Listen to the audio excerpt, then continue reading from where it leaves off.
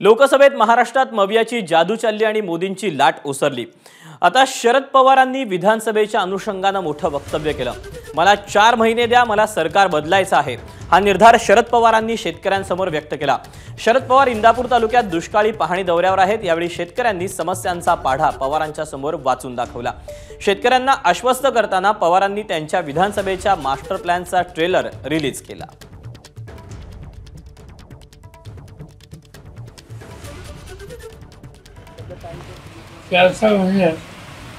मला सरकार बदलायचं।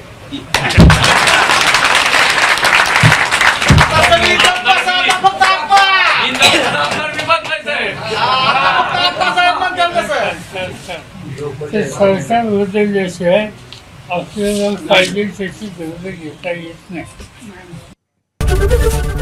एबीपी माझा, उघडा डोळे बघा नीट।